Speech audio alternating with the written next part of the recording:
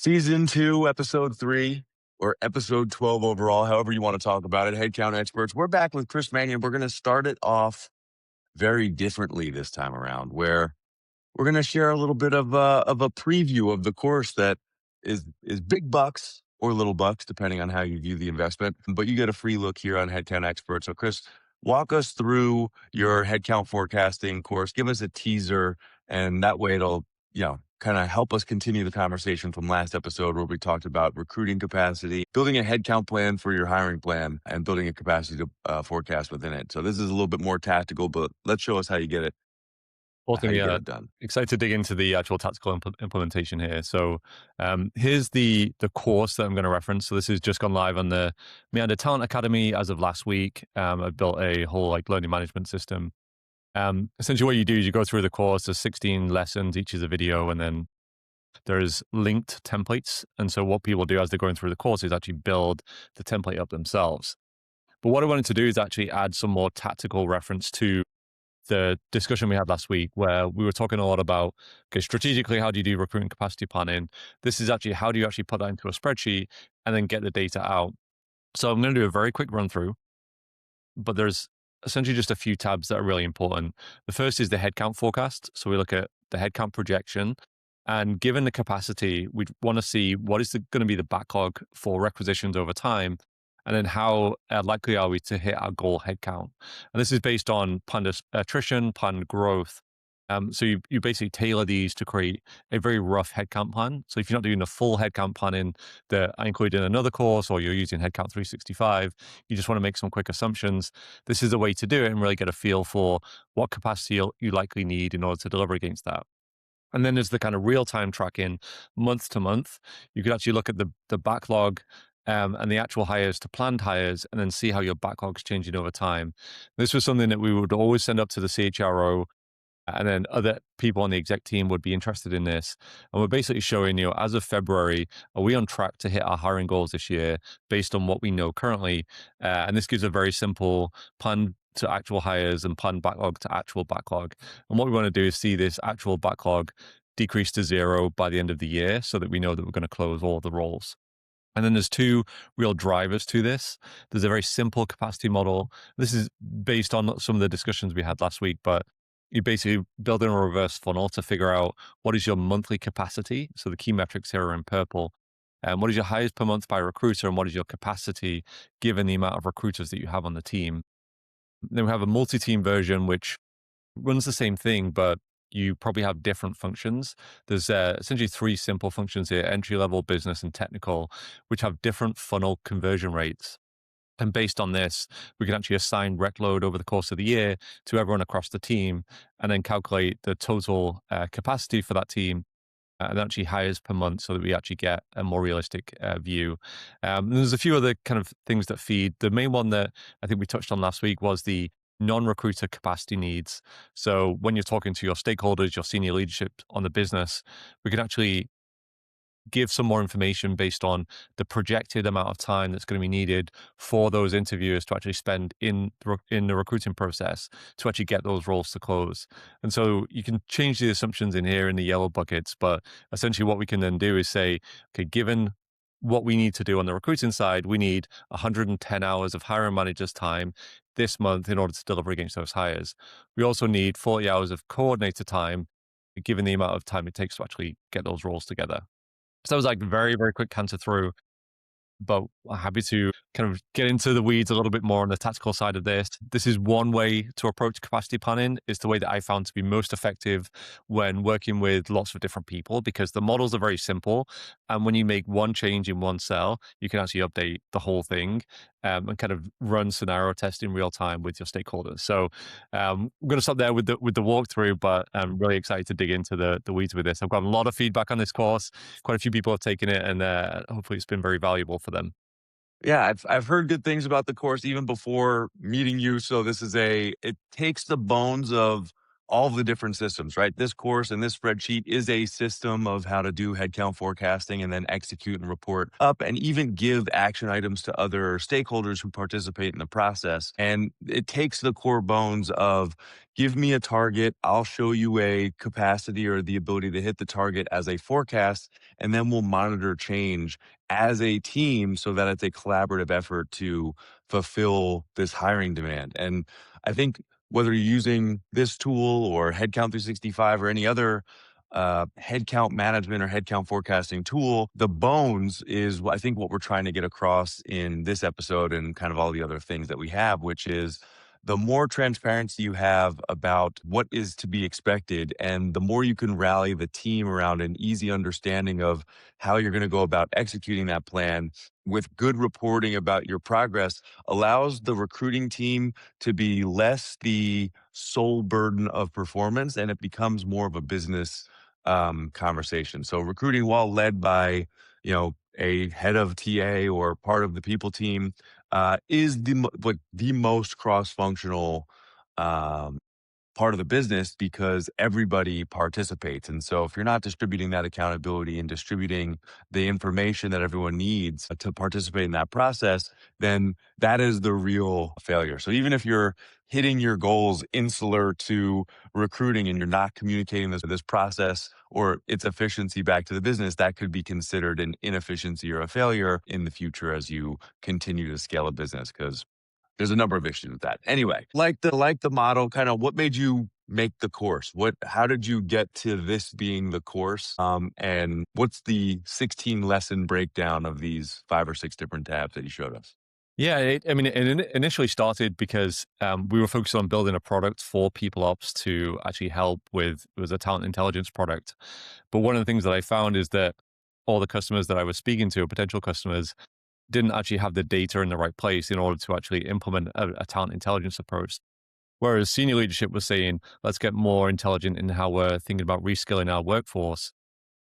The fundamentals of actually understanding what that workforce was going to look like over 6 or 12 months was really difficult. And so through those conversations, I actually uncovered this need for recruiting capacity planning. It was then that I created a 10-minute YouTube walkthrough of, how do you build a capacity model in 10 minutes? Here's a template. Actually kind of took off. It got shared across a number of different blogs. It got shared in kind of dark social.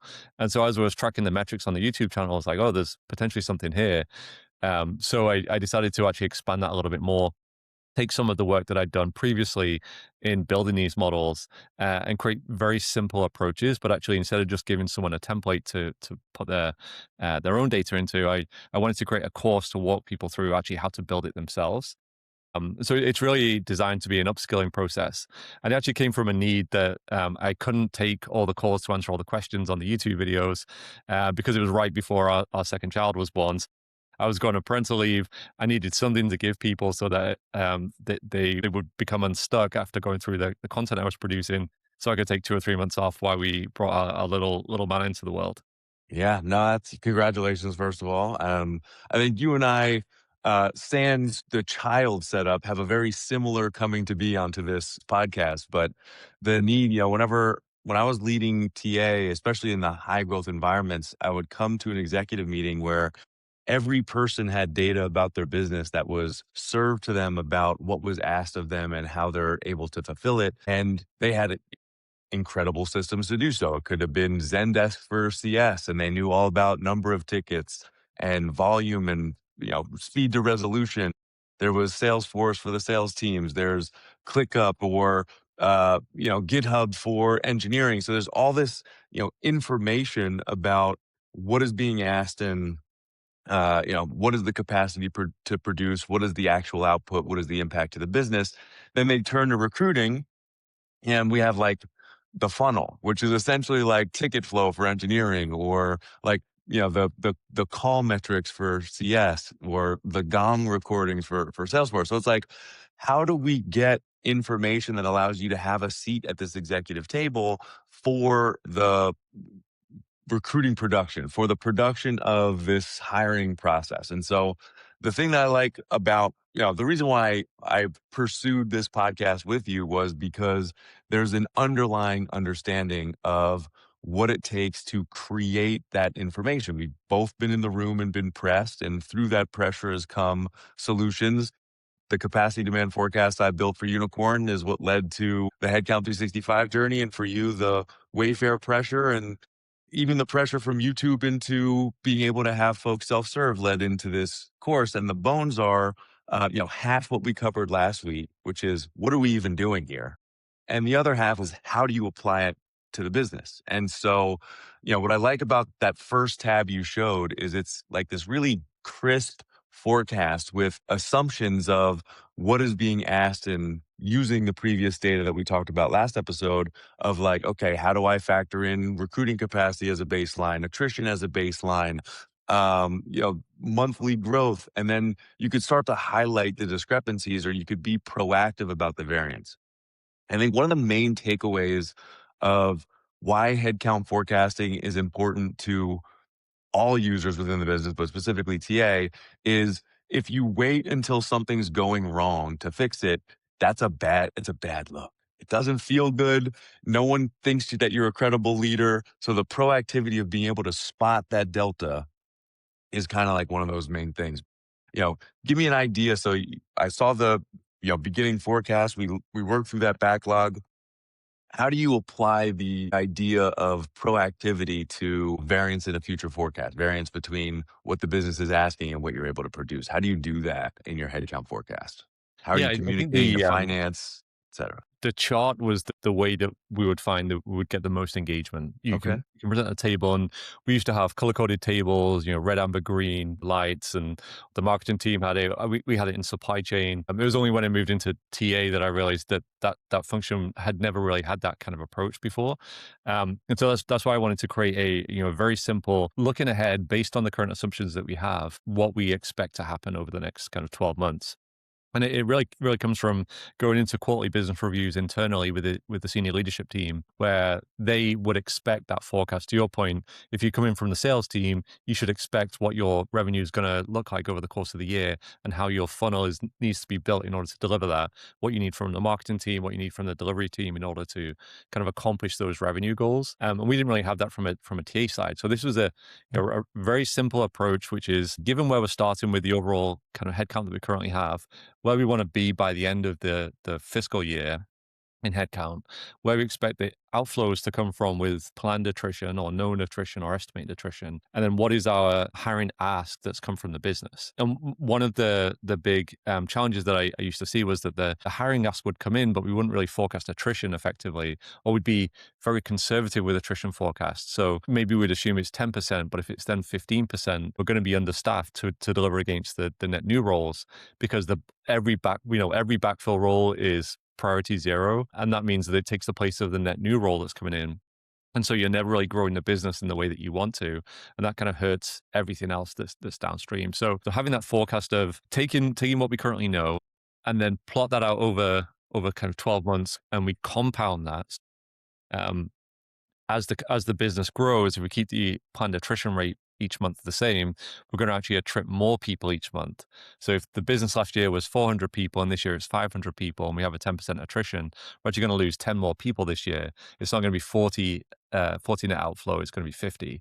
And I think a lot of that is not necessarily appreciated unless you come from sales or supply chain or marketing, where you're actually doing these kind of analyses in real time.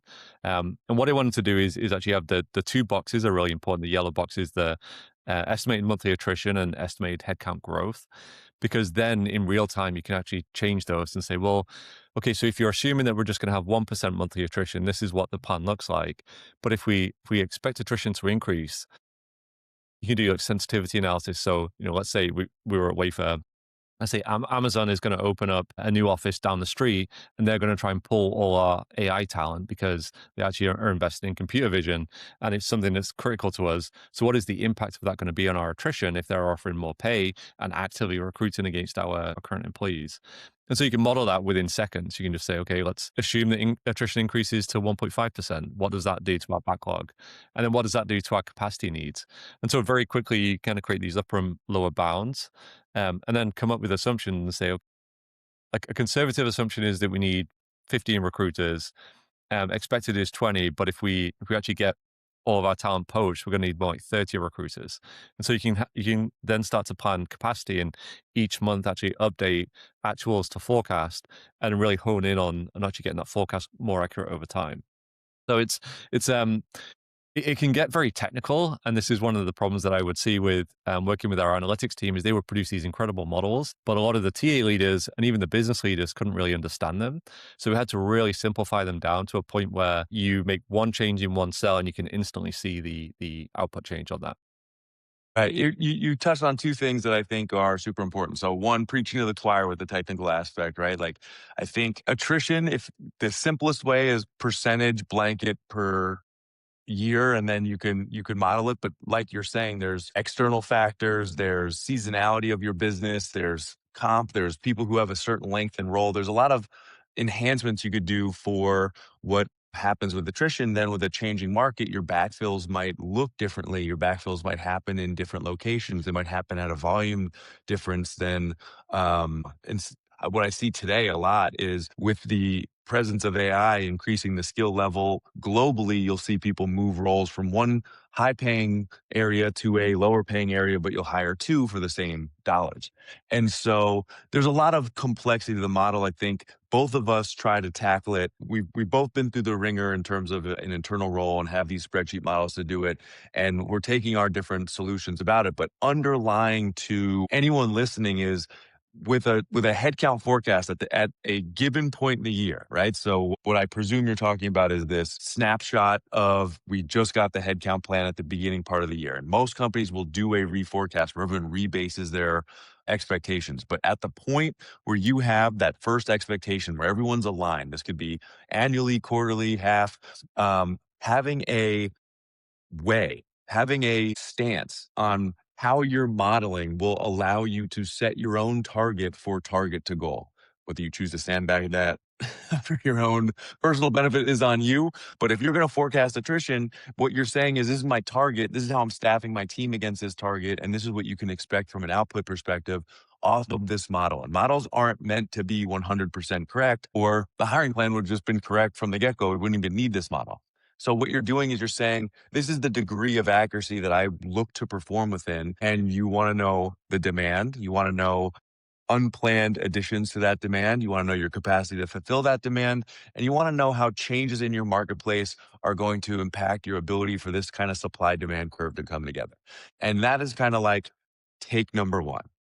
The second take that goes along with that, which you touched on briefly with the sales team, and I want to kind of bring this up because it's like such a point to be made, is like, if you are a seller and you don't, and the supply demand curve of sales deals to sellers doesn't come up, there is an immediate tangible price that you are going to miss or not miss on that. And that's how quotas, that's how it all comes together. And every business leader has this quantifiable anchor to making an investment in that sales team do better because they need to hit this number, which is, selfishly probably how they're all bonused on, but that's the business target. And with recruiting, if you lack the why is it important to you, you're going to get people go, okay. And then they're going to move on to the person with the shiniest, biggest, sales number missing in the room. And it's not a competition in an executive meeting, but if you've ever been in an exec meeting, there's a certain, let's call it urgency management that happens around what the business should be focused on. And it's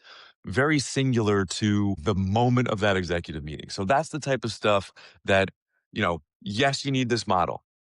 How did you, either at Wayfair or how do you advise your customers today? How do you take what you have on this model and make if you don't, or if you do, this is the cost or the benefit? How do you get that number? And do people believe it? And how do you get them to participate in that number? And I'm interested in two ways. One, the snapshot, and two, into how you build the hiring manager interview hours, or, how do you get their participation? But how does Chris Mannion, expert of headcount, get that from model on paper Mhm. to executive caring? Yeah, so the reason I created the model the way I did is that you can just put it up on a screen and very quickly someone in the business will get what you're saying. And practically what I've seen happen with this model is there was, for instance, we went into one meeting where we were trying to explain to one of the C-level execs why we were going to miss recruiting targets for the year. And it was based on increased attrition across his function and also increased demand for a new area he wanted to invest in. And we were capped as a TA function on the amount of recruiters we could actually employ. And these were all kind of internal constraints that we were dealing with. And so we actually walked through the model and said, okay, well, this is how many we could actually deliver. This is what we're doing based on the capacity model within the team that we've currently got. We've allocated, your resources appropriately because we have five other execs to support. And he looked at the screen and said, okay, well, what if I give you three of my recs to hire more recruiters and we make that internal transfer? And so we modeled that quickly and said, well, yeah, so you're hiring three fewer people. We have three more recruiters in capacity that are dedicated solely to delivering against your roles. We'd actually meet your goals. And so, very quickly, he took his three lowest priority recs, moved them across to the TA function. We increased the size of the TA team, at least for that year, and we delivered against those hires. We actually hit the numbers and kind of closed the year out on target. Whereas if we hadn't have had that model and that conversation that took 15 minutes, we would have, 6 months down the road, been scrambling to figure out why we weren't hitting targets. And then all of a sudden we have this difficult conversation and we're looking backwards to trying to find reasons for not achieving it. Whereas at the start, we were looking forwards to figure out ways that we can actually hit the goals that they need. And it's kind of coming together with the business. We talk a lot about the importance of stakeholder management, but that was like a prime example of where, I saw the power of having a very simple model and focusing on the communication of the data more so than having a perfect model that no one can understand. And so that's like first question. I really like simple models because of that one experience that actually happened many, many times. Secondly, the actual analysis of how do you actually create estimated funnel metrics. I think that's a little simpler if you can go back and look at your ATS. And one of the things that I like to do is segment different pipelines based on similarities. So we know that a lot of like software engineering roles are probably going to have the same kind of pipeline in terms of pass-through rates. And so we can kind of build that reverse funnel up. And we actually used to give new recruiters this as a case study when we were interviewing them for a role. Can you actually build a reverse funnel to tell us how many people you need to reach out to on LinkedIn in order to get one hire at the bottom of the funnel? And that was like a base assumption for any new recruiter coming into the role.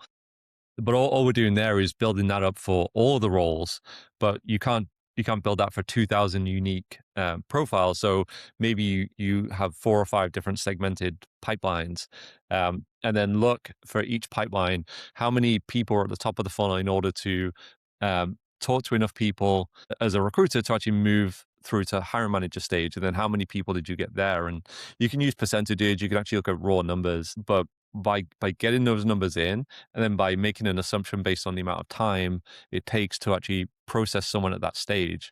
So this is the kind of people supply chain model of actually thinking about recruiting as a assembly line where there's a timing stage for each process, and that process takes a certain amount of time to run through.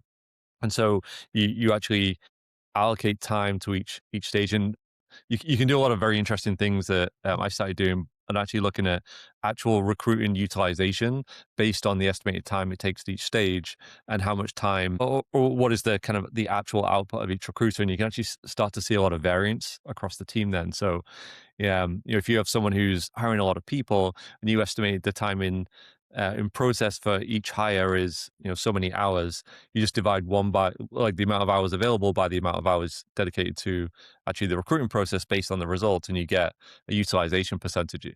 And it's in some people that was 35%, some people it was 80%.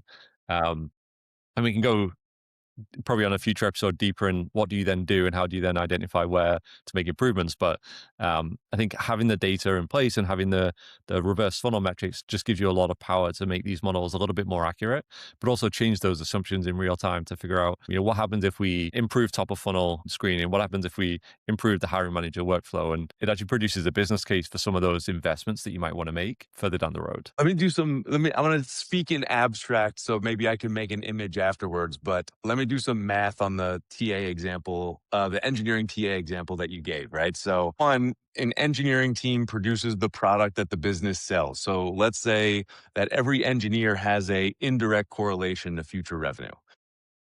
It's probably much simpler to just speak in terms of sales, where if you hire a seller, they make direct revenue. It makes the analogy easier. But three recruiters at three hires a month is nine hires times, let's call it the last 6 months of the year. So we're looking at what, 54 hires that those three recruiters would produce that you wouldn't have been able to produce if you didn't hire them.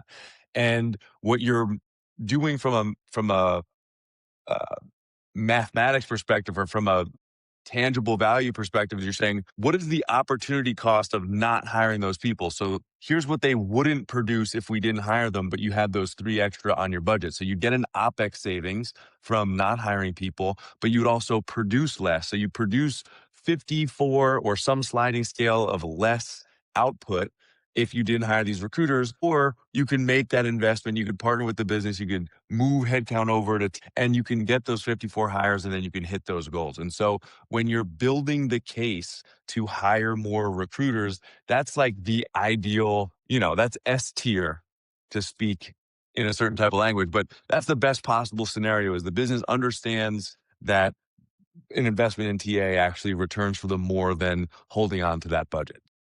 In one bucket over here is the math that's behind that example that you gave. I think the other big thing that you called out was kind of like the constraint identification. So how do you unblock the flow of the backlog by identifying the constraint and investing in that constraint? So in the first example, you got TA folks over, it was sheer capacity. But as we move into your hire manager interview hours, or we look at source to application rate, or the number of the volume in your funnel, there are constraints, right? In the Chris Mannion's people supply chain concept, there's the candidates that flow into recs, that flow into the process, that then make hires. So how do you go about, when you're building this model and you're looking at what the initial forecast is, and you're looking at the backlog, what is your process, right? Give me like your step-by-step process. How do you work backwards into finding the constraint? What do you do? Yeah, so I actually ran this when I first built this recruitment enablement team that I was forming to try and solve some of these problems. And it started with the exact same process I took when I was at Amazon doing a supply chain project, of starting with a kind of a time study. This is like classic people analytics, IO psych. It's actually looking at an individual and figuring out how long does it take to actually do all the different tasks that are required in order to complete a process. And so that process is recruiting someone. So how long does it take to actually screen someone and set up the screen and do the outreach to actually create that phone screen? And so you kind of create all these different steps, and you say, okay, well, it takes 15 minutes of in-mails to coordinate the phone screen. Then it takes the recruiter 25 minutes to phone screen, plus 15 minutes to actually fill in the scorecard, and then another 20 minutes in follow-up. And so you kind of like build this like process, and then you kind of layer that onto the funnel and say, well, the recruiter needs to conduct 100 phone screens in order to get 50 people through that they think are good enough to talk to the hiring manager. So if it's 100 to 50, and then that 50 hiring manager screens gets to 25 for first round interviews, then that 25 gets down to 5, and then that 5, out of that 5, you pick the best person to present an offer to. You kind of like build that reverse funnel. And so that's the assumption going in. You say, okay, time-based study, how long should it reasonably take to produce this one hire? And so from there you get, okay, given utilization of recruiters, how many hires should they be making a month? And so this is your like theoretical ideal amount. You say, okay, we should be producing 5 hires a month per recruiter. And then you actually look at actuals and you say, okay, the actual recruiting team is producing 2 hires a month. But now, because you have this assumption of, what should a perfect process look like, you can match the actual process and aggregate to this perfect process and figure out, okay, are we spending more time top of funnel, middle of funnel, bottom of funnel? Are we not producing the offer conversion rates that we need to? Are only 50% of offers actually converting to a hire? And you can start to kind of stack rank them based on the amount of time that's invested in each stage, and the delta that you have to the actual recorded metrics, to figure out what are the most critical things that are stopping you from meeting your 5 hires per recruiter per month goal. Once you start stack ranking them, you can start to come up with ideas of, well, how do I solve it? If it's a scheduling problem, is it the coordination team? Do we need auto scheduling? Do we need to have one of the things we did is actually have recruiters schedule the next round on the phone with the candidate when they finish the phone screen if they're going to move that person across. And that way, you're not kind of wasting time between stages. And so once you have this data, it's actually quite easy to see very very clearly where the deltas are. And from there, some things that, low hanging fruit, it's very, very easy to fix the problems. Maybe it's a process problem in the ATS or whatever.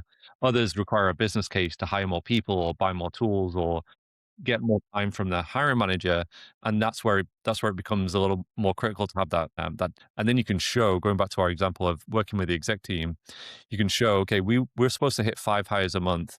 Everything up until the hiring manager interview is working as expected, but what we're seeing is we're only at 50% capacity for the hiring manager interview based on what we believe it should be. And the two main drivers are, one, not enough availability of hiring managers, and two, feedback's taking 7 days to go in the system. And so we're not able to schedule the next round until we get the feedback.